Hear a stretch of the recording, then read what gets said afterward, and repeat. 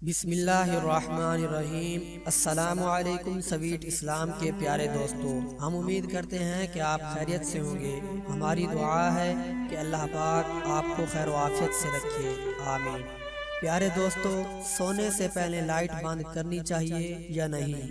یہ ایک ایسا سوال ہے کہ اکثر لوگ اس بارے میں پوچھتے ہیں کہ لائٹ بند کر کے سونا چاہیے یا جلا کر۔ کچھ لوگ لائٹ جلا کر سونے کے عادی ہوتے ہیں، جبکہ بعض لوگ بالکل اندھیرے میں سونے کے عادی ہوتے ہیں۔ آج کی ویڈیو میں ہم آپ کو یہ بتانے جا رہے ہیں کہ سونے سے پہلے کمرے کی لائٹ بند نہ کرنے سے کیا ہوتا ہے، اور ہم آپ کو اس بات سے بھی آگاہ کریں گے کہ سونے سے پہلے لائٹ بند کرنے کے حوالے سے پیارے آقا صلی اللہ علیہ وسلم کا کیا فرمان ہے۔ دوستو، آج کی یہ ویڈیو ہر مسلمان کے لیے دلچسپ اور حیرت انگیز ہونے والی ہے۔ اس بارے میں مکمل معلومات جاننے کے لیے آپ سے التماس ہے کہ اس ویڈیو کو آخر تک مکمل ضرور دیکھیں، اور اگر آپ ہمارے چینل سویٹ اسلام کی ویڈیو پہلی مرتبہ دیکھ رہے ہیں اور ابھی تک ہمارے چینل کو سبسکرائب نہیں کیا تو ہماری آپ سے گزارش ہے کہ آپ ہمارے چینل کو ضرور سبسکرائب کر لیں اور ساتھ ہی لگے بیل کے بٹن کو بھی پریس کر لیں تاکہ آپ کے پاس فیوچر میں ہماری اپلوڈ ہونے والی مزید اسلامک معلوماتی ویڈیوز کا نوٹیفیکیشن بر وقت پہنچتا رہے۔ پیارے دوستو، آگے بڑھنے سے پہلے آپ نے ہمیں یہ بتانا ہے کہ آپ لائٹ بند کر کے سوتے ہیں یا پھر جلا کر۔ ہم آپ کو لائٹ نہ بند کر کے سونے کے بارے میں بھی بتائیں گے، لیکن اس سے پہلے آپ کو احادیث نبویہ صلی اللہ علیہ وسلم کی روشنی میں سونے کے چند آداب بتاتے ہیں۔ برا بن اعظم رضی اللہ تعالیٰ عنہ سے روایت ہے کہ رسول اللہ صلی اللہ علیہ وسلم نے فرمایا، جب تم اپنے بستر پر آؤ تو وضو کر لو جیسے نماز کے لیے وضو کیا جاتا ہے۔ بروایت بخاری و مسلم۔ مطلب یہ ہوا کہ سونے کے وقت وضو کر کے سونا سنت ہے، اور باوضو سونے کے فوائد کے بارے میں یہ بھی بیان کیا گیا ہے کہ باوضو سونے سے انسان ڈراؤنے خواب اور شیطان کے وسوسوں سے محفوظ رہتا ہے۔ اگر اس رات اس کی موت ہو جائے تو طہارت کی حالت میں موت ہوگی، اور اگر کوئی اچھا خواب دیکھے گا تو وہ سچا ہو سکتا ہے۔ بحوالہ شرح مسلم النبی۔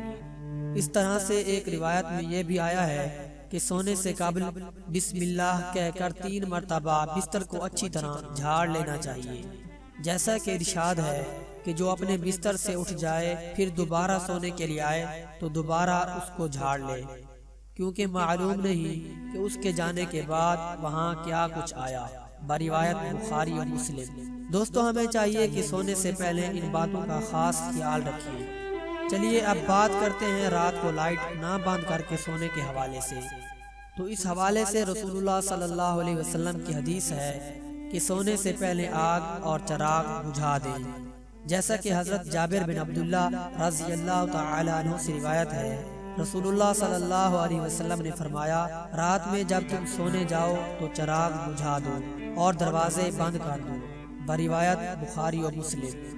اور حضرت عبداللہ بن عمر رضی اللہ تعالی عنہ کہتے ہیں کہ نبی کریم صلی اللہ علیہ وسلم نے فرمایا، سوتے وقت اپنے گھروں میں آگ کو جلتے ہوئے نہ چھوڑو۔ ایک اور روایت میں آیا ہے کہ چراغ بجھا دو، کیونکہ بسا اوقات چوہا چراغ کی بتی کو بھڑکا کر گھر والوں کو جلا ڈالتا ہے۔ بروایت بخاری شریف۔ دوستو، آپ نے ملاحظہ فرمایا کہ احادیث نبویہ صلی اللہ علیہ وسلم میں رات کو چراغ یعنی لائٹ اور آگ کو بجھانے کی تاکید ہے، اور انہی روایات کی روشنی میں یہ کہا جاتا ہے کہ اگر آگ یا چراغ جلائے رکھنے کی ضرورت ہو تو اس سے محفوظ رہنے کے اسباب لازمی اختیار کر لیے جائیں، یعنی احتیاط کو ملحوظ خاطر رکھنا ضروری ہے تاکہ ہر قسم کے نقصانات سے بچا جا سکے۔ اسی حوالے سے امام قرطبی رحمۃ اللہ علیہ فرماتے ہیں کہ آگ بجھا دیں یا پھر ایسے طریقے اپنائیں کہ وہ بھڑک نہ سکے۔ بحوالہ فتح الباری۔ یاد رہے کہ حضور نبی کریم صلی اللہ علیہ وسلم کے بتائے ہوئے ہر طریقے میں بڑی حکمت ہے۔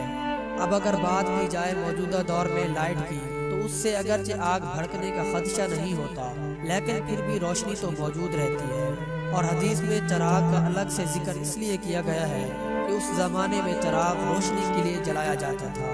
یاد رہے کہ رات جس کو اللہ رب العزت نے نیند کے لیے بنایا ہے، روشنی ہونے کے سبب انسان پرسکون نیند نہیں کر سکتا، اسی لیے چاہیے کہ رات کو لائٹ بند کر کے سوئیں تاکہ پرسکون نیند آئے۔ احادیث میں جو چراغ کا ذکر ہے اس کو موجودہ دور کی لائٹ کے متبادل ہی سمجھا جائے۔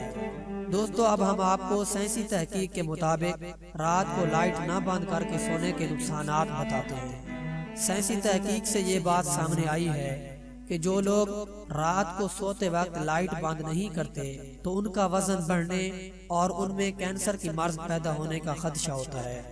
اسی لیے ہمیں چاہیے کہ رات کو سونے سے قبل لائٹ کو سنت سمجھ کر بند کر لینا چاہیے، اور یاد رہے کہ سنت پر عمل کرنے سے نہ صرف ثواب ملے گا بلکہ ہر سنت میں بڑی بڑی حکمتیں بھی موجود ہیں۔ دوستو یاد رہے کہ حضور نبی کریم صلی اللہ علیہ وسلم کی ایک ایک سنت ایسی ہے کہ ان میں سینکڑوں حکمتیں چھپی ہوئی ہیں۔ دوستو ہر مسلمان کی یہ ذمہ داری ہے کہ آپ صلی اللہ علیہ وسلم کی زندگی کے مطابق اپنی زندگی گزارے۔ اس لیے ہمیں چاہیے کہ جو سونے کے آداب اور سنتیں ہم نے بیان کی ہیں ان پر عمل کیا جائے، اور اس کے علاوہ بھی سونے کے بہت سے آداب ہیں ان کو بھی سیکھ کر ان پر عمل کیا جائے۔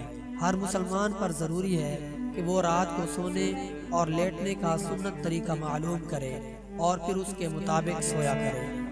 یاد رہے کہ مسلمان کا ہر وہ کام جسے حضور نبی کریم صلی اللہ علیہ وسلم کی سنت اور تعلیمات کے مطابق کیا جائے وہ اس کے لیے عبادت بن جاتا ہے۔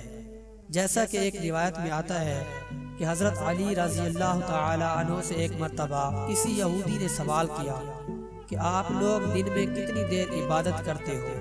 تو اس کے جواب میں حضرت علی رضی اللہ تعالی عنہ نے فرمایا کہ ہم 24 گھنٹے عبادت کرتے ہیں۔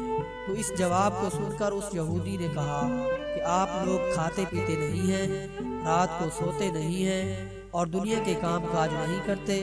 تو اس کے سوالات کا حضرت علی رضی اللہ تعالی عنہ نے بڑے تحمل سے جواب دیا کہ ہم لوگ کھاتے پیتے بھی ہیں، سوتے بھی ہیں، دنیا کے کام کاج بھی کرتے ہیں، لیکن یہ سب ہم اپنے پیارے آقا صلی اللہ علیہ وسلم کے بتائے ہوئے طریقے کے مطابق کیا کرتے ہیں۔ اسی طرح یہ سب کام ہمارے لیے عبادت ہی شمار ہوتے ہیں۔ اس پر یہودی لاجواب ہو گیا۔ دوستو اس واقعے کے سنانے کا مقصد یہی ہے کہ ہمیں بھی ہر کام اپنے پیارے آقا صلی اللہ علیہ وسلم کی سنت کے مطابق کرنا چاہیے۔